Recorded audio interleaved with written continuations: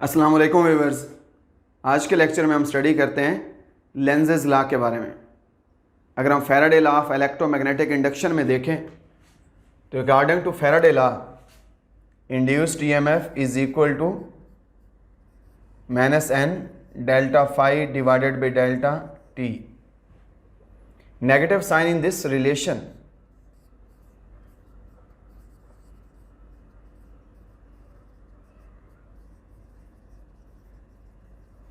was explained by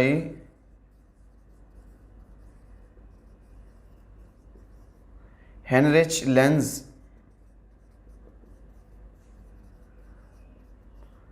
in 1834, and according to Lenz's law, the induced EMF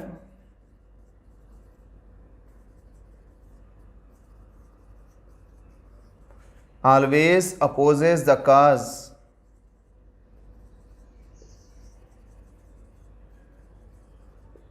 that produces it.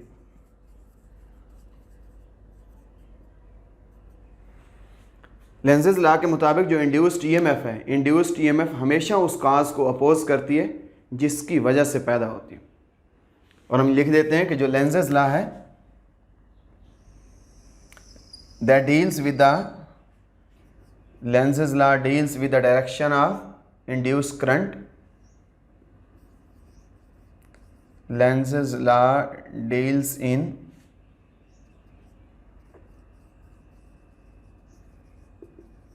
polarity of induced EMF कि plus minus कैसे होगा, ये बताएगा lenses law कि जो induced EMF पैदा होगी उसका पॉजिटिव टर्मिनल कहाँ पे बनेगा और उसका नेगेटिव एंड कहाँ पे बनेगा। और दूसरा क्या बताएगा, जब ये पॉजिटिव नेगेटिव को डिफाइन करेगा तो इस पॉजिटिव नेगेटिव की वजह से करंट की डायरेक्शन डिफाइन हो जाएगी। That deals in the direction of the induced current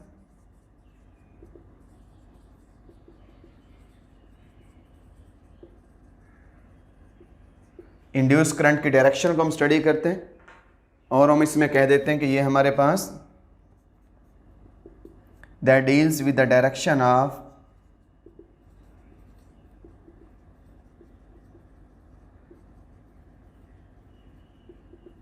induced magnetic field.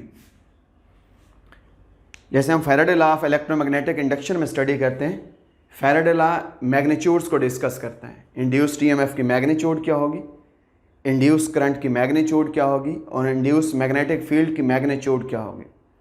जो लेंजेज लॉ है उसमें हम सिर्फ डायरेक्शंस को स्टडी करते हैं।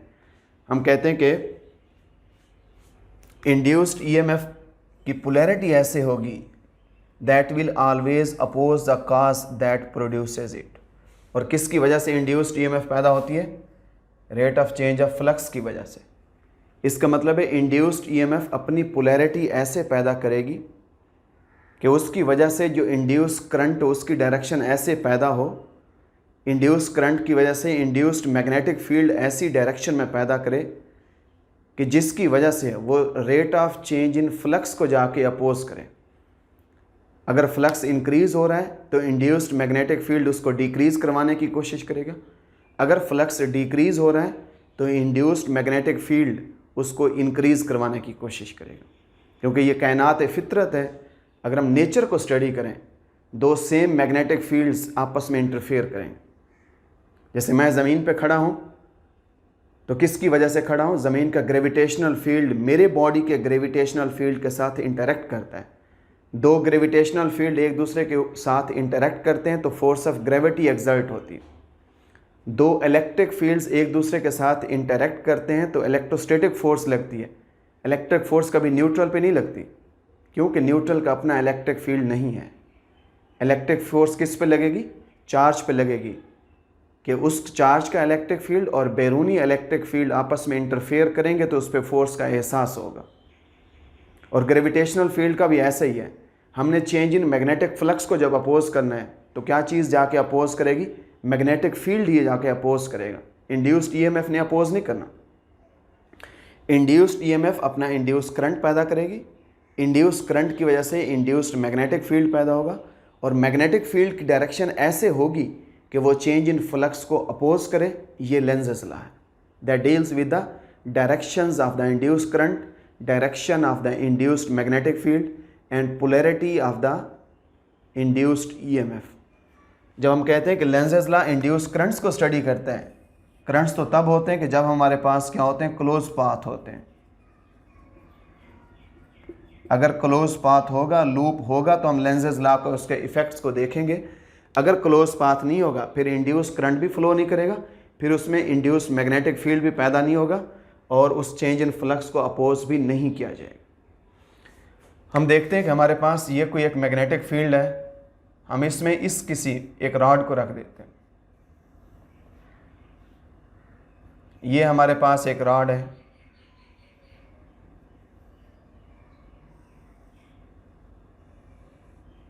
हम इसको यूं गैल्वानोमीटर के साथ जोड़ देते हैं।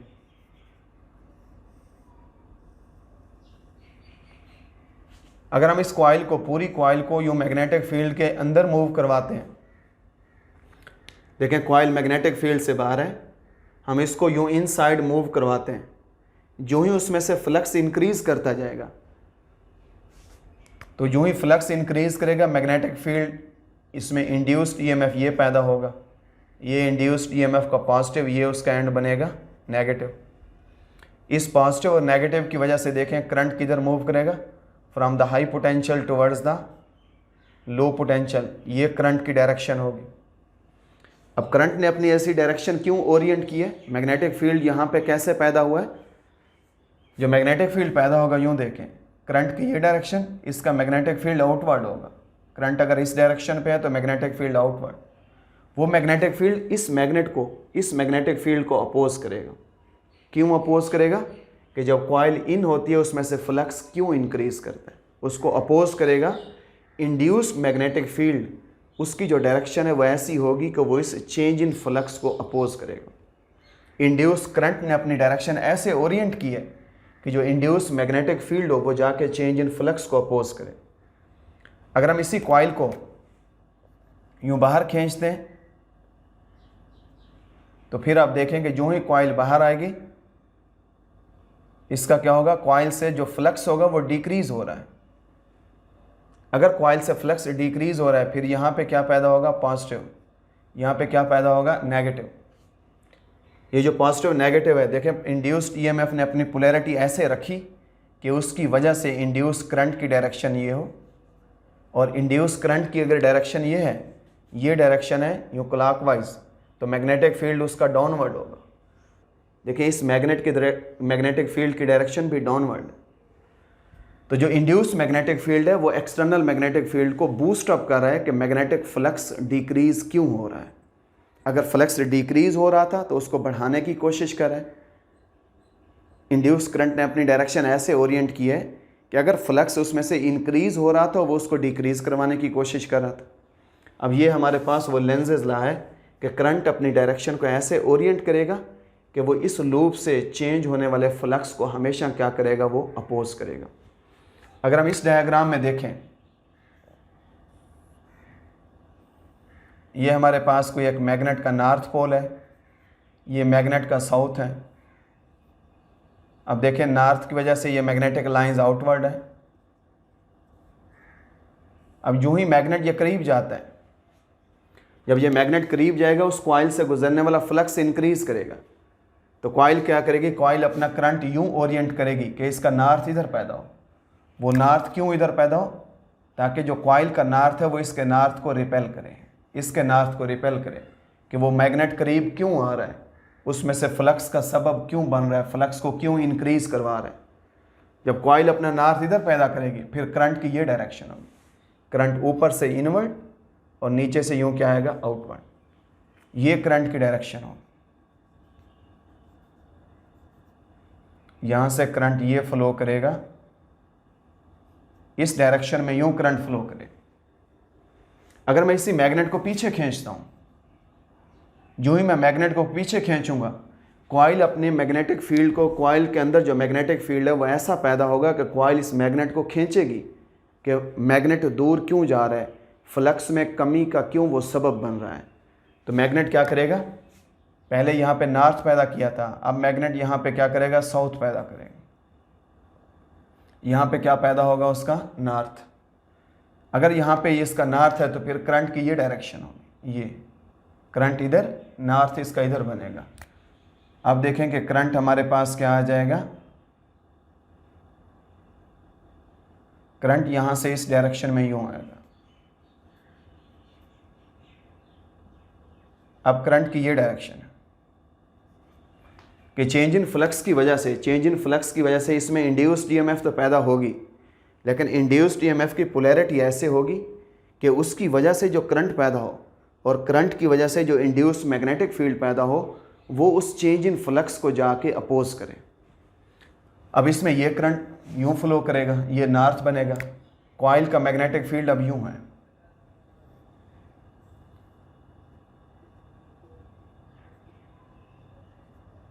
अब ये इस कॉइल का मैग्नेटिक फील्ड है, ये साइड बनेगी इसकी नॉर्थ और ये साइड बनेगी इसकी ये साउथ। तो यहाँ पे भी हम देखते हैं कि जो ही ये फ्लक्स इंक्रीज़ होता है तो करंट की और डायरेक्शन है, फ्लक्स अगर डिक्रीज़ करते हैं तो करंट अपनी डायरेक्शन को चेंज कर लेता है। असल क्या है कि करंट ने अपनी डायरेक्शन को ऐसे ओरिएंट करना है कि वो चेंज इन मैग्नेटिक फ्लक्स को जाके अपोज करे। हम लेंजेज लॉ के बारे में ये भी कह देते हैं कि Lenz's law is according to law of conservation of energy. Lenz's law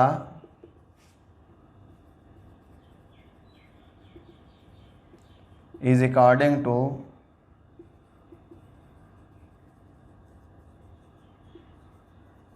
law of conservation of energy। आप इस डायग्राम में देखें, यहाँ पे हमने मैग्नेटिक फील्ड को लगा दिया। हम यहाँ पे किसी एक कंडक्टर को यूँ रखते हैं, ये कंडक्टर है, इस कंडक्टर में पॉजिटिव चार्जेस मूव करें। जो ही हम इस कंडक्टर को इस साइड पे मूव करवाते हैं, ये एंड चला जाता है पॉजिटिव पोटेंशियल के ऊपर, ये एंड चला जाता है नेगेटिव पोटेंशियल पे। इस पॉइंट और इस पॉइंट के दरमियान ये इंड्यूस्ड ईएमएफ पैदा होती। इंड्यूस्ड ईएमएफ की वजह से करंट यूँ फ्लो करता है,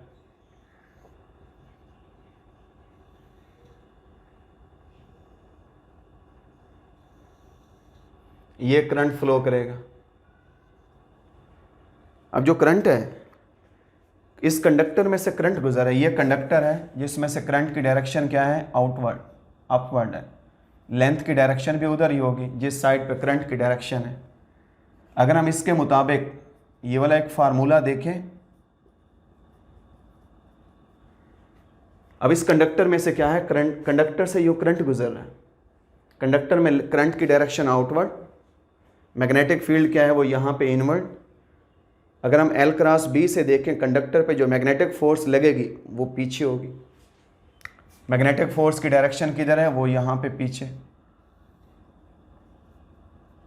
अब देखें करंट ने अपनी डायरेक्शन ऐसे ओरिएंट की, करंट ने अपनी डायरेक्शन ऐसे ओरिएंट की कि जो कंडक्टर पे लगने वाली मैग्नेटिक फोर्स है वो इस इनपुट को जाके अपोज करती है, वो काज को जाके अपोज करती है। काज क्या थी, हम कंडक्टर को यहाँ से यूँ मूव करवा रहे थे, इंडक्शन की वजह से जो उस पर फोर्स लगी है वो उसको अपोज करती है कि कंडक्टर को इधर ना खींचे, कंडक्टर को पीछे खींचे।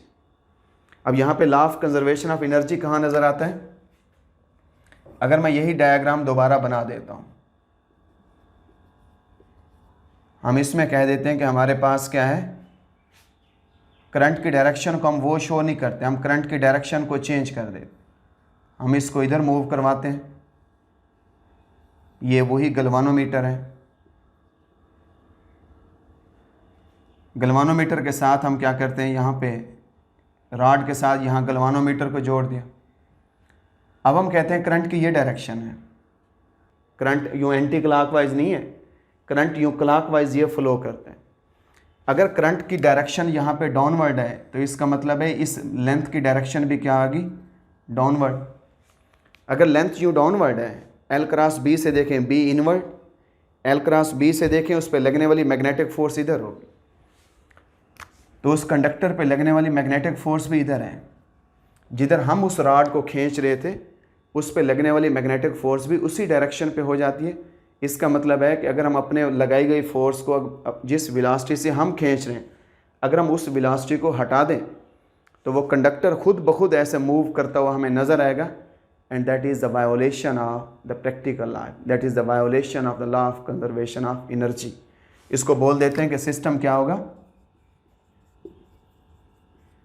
सेल्फ परपीचुअल हो जाएगा। सिस्टम सेल्फ परपीचुअल हो जाएगा, खुद साख्ता हो जाएगा, वो खुद ब खुद वो सिस्टम मूव करता रहेगा। वो कंडक्टर है, जो ही उसको मैग्नेटिक फील्ड में हम थोड़ा सा ऐसे चलाएंगे, मैग्नेटिक फोर्स भी उधर ही लगेगी।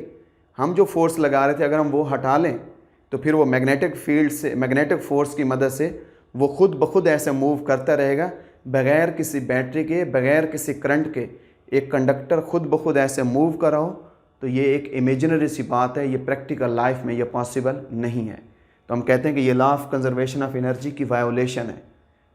तो law of conservation of energy क्या था कि करंट की डायरेक्शन ये पॉसिबल नहीं है, करंट की यही डायरेक्शन पॉसिबल होगी जो लेंजेज लॉ कहता है, और उस करंट की वजह से जो उस पर लगने वाली मैग्नेटिक फोर्स होगी वो हमेशा इस काज को अपोज करेगी, जिसकी वजह से उस कॉइल में से फ्लक्स इंक्रीज करता है। तो यूँ हम बोलते हैं कि जो लेंजेज लॉ है that is according to the law of conservation of energy. तो ये आज के हमने लेक्चर में क्या स्टडी किया है, आज के लेक्चर में हमने लेंजेज लॉ को स्टडी किया है।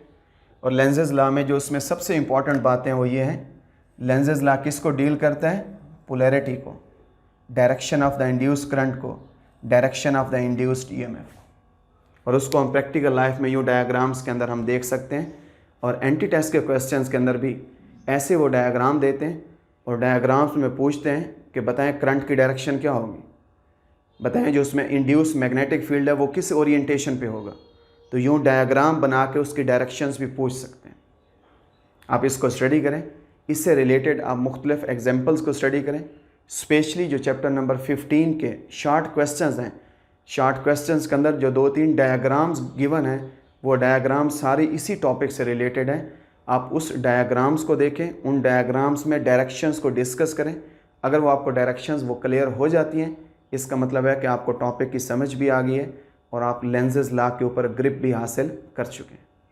फिर भी आपको कोई प्रॉब्लम आता है तो मैं आपके साथ हूँ, आप कमेंट्स करें, आप मैसेजेस करें, आपको पॉजिटिवली उसका फीडबैक दिया जाएगा, रिप्लाई दिया जाएगा। Thank you so much.